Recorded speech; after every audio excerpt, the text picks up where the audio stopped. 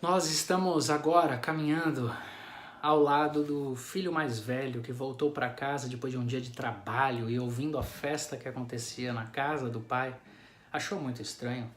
Como é que pode ter festa na casa do meu pai? E perguntou o motivo para um dos seus empregados. E o seu empregado disse: seu irmão voltou para casa. Seu irmão voltou para casa e seu pai fez uma grande festa para recebê-lo de volta. E ele ficou indignado e ficou fora da festa.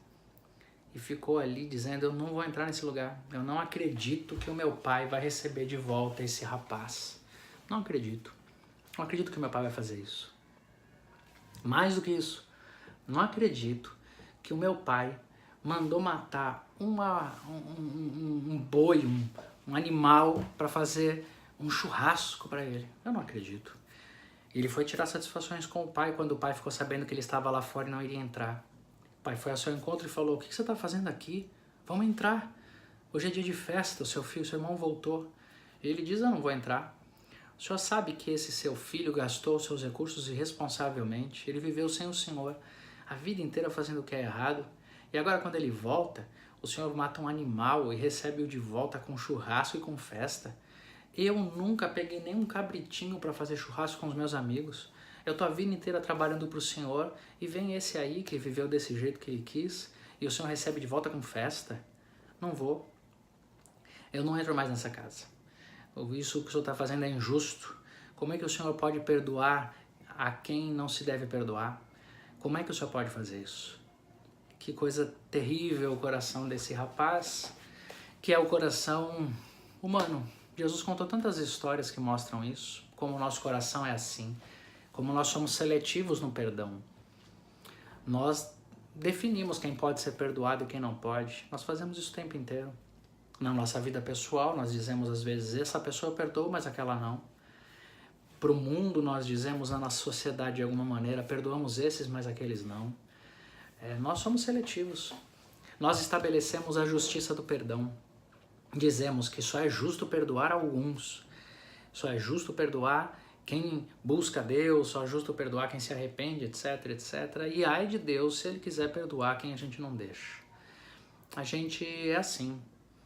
Jesus contou muitas histórias e basta você ler os evangelhos para você perceber o nosso coração. Nós somos assim, nós somos seletivos no nosso perdão.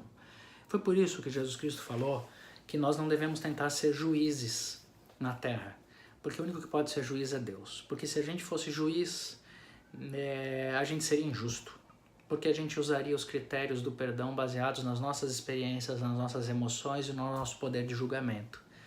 A nossa lógica que funcionaria e não a de Deus e do universo. Nós tentaríamos fazer o papel de Deus de juiz no mundo e sempre tentamos fazer isso.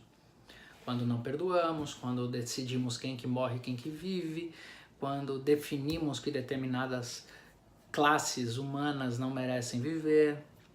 Nós fazemos isso no nosso exercício religioso, por exemplo. Existe uma pretensão religiosa de séculos, de milênios, da história do cristianismo, que é uma desobediência a Deus. Eu falo isso para as pessoas sem nenhum medo de errar e dizer o que eu vou dizer. As teologias que querem determinar os processos de salvação nada mais são do que desobediência a Jesus.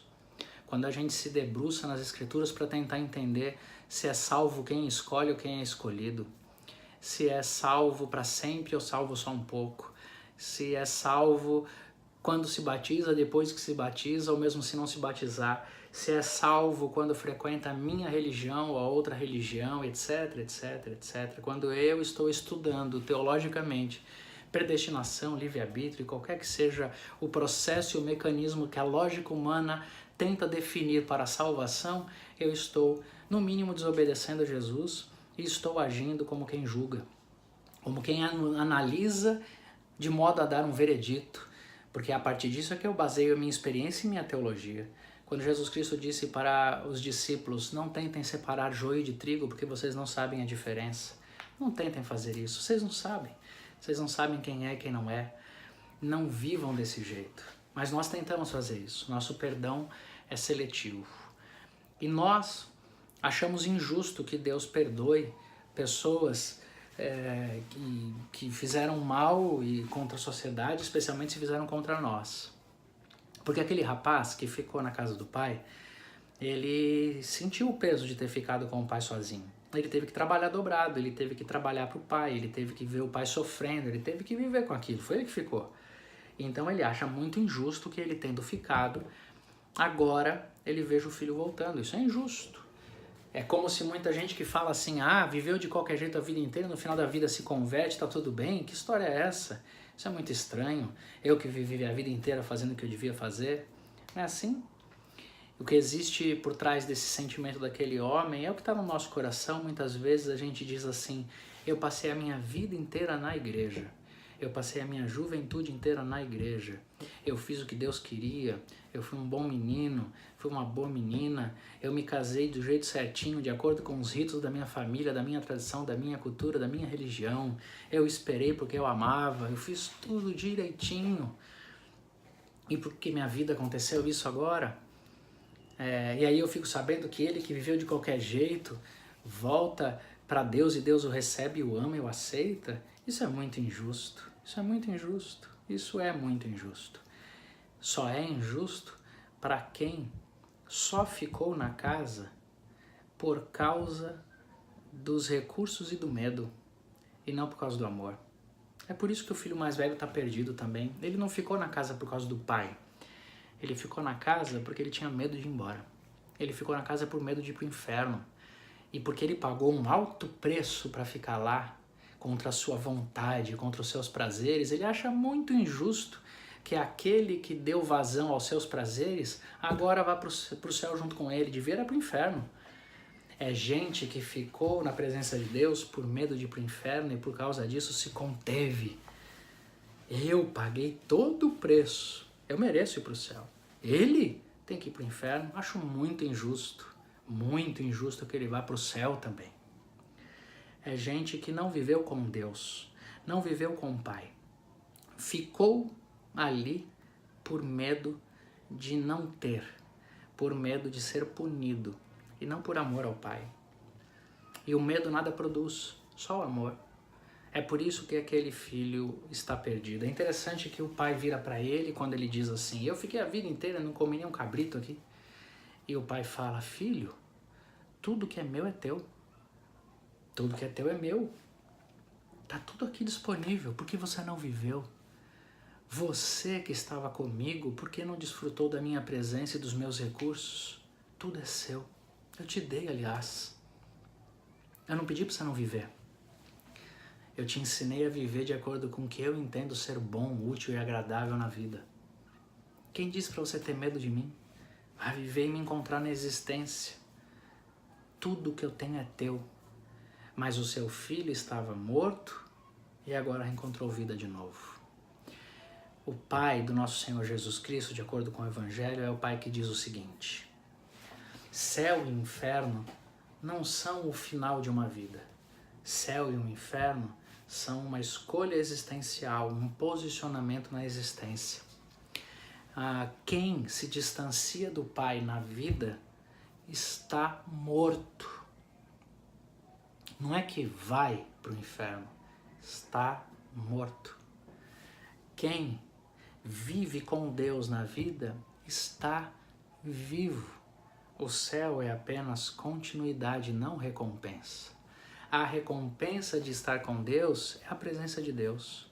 Por que é que a gente tem que definir isso no nosso coração? Por que é que você é fiel aos princípios do Evangelho e da vida para o seu casamento, por exemplo? Por que que você não trai? Por que que você não trai seu marido ou sua esposa? Por quê?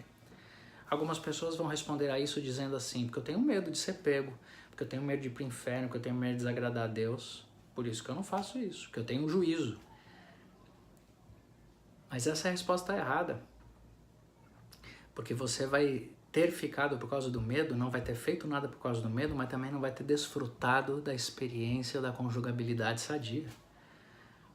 A resposta certa deve ser assim: eu não traio e eu tento viver o melhor possível com o meu cônjuge, porque isso é vida.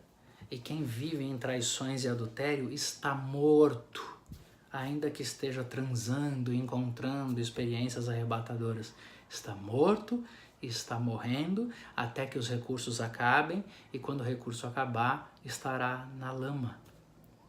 Na lógica do filho mais velho, ele diz assim: o seu filho aproveitou a vida do jeito que ele queria, e agora o senhor recebe ele de volta? Eu não aproveitei nada. O que vai acontecer comigo? E o pai vai dizer para ele: por que não aproveitou? O seu filho estava morto, o seu irmão estava morto, ele não estava aproveitando nada. Você não entendeu ainda isso?